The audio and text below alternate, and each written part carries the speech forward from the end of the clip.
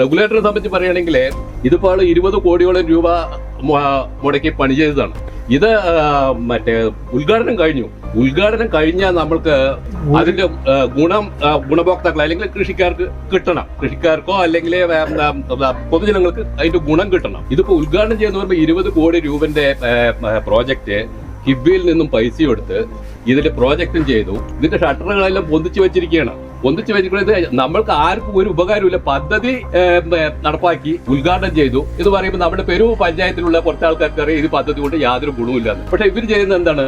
കേരളം മുഴുവൻ വലിയൊരു പബ്ലിസിറ്റി കൊടുക്കും. ഞങ്ങൾ 20 കോടി രൂപന്റെ തടയണ ഉണ്ടാക്കി മറ്റേ കിഫ്ബി മുഖാന്തരമുള്ള പ്രവർത്തനം കൊണ്ട് രാജ്യത്തിന് നേട്ടമുണ്ട് പറയും. പക്ഷെ ഇത് 20 കോടി രൂപ ഭംഗിയായിട്ട് പാൽപ്പൽ പുഴയിലേക്ക് ഇട്ടു. ഇനി ഇതിന് വേണമെങ്കിൽ ഇതിന് നന്നാക്കണമെങ്കിൽ ഇനിയും ഇതിൽ കോടികൾ വേണം പറഞ്ഞ് അതിനും പദ്ധതികൾ ഉണ്ടാക്കും, കൂടുതൽ പ്രചരണം നടത്തും.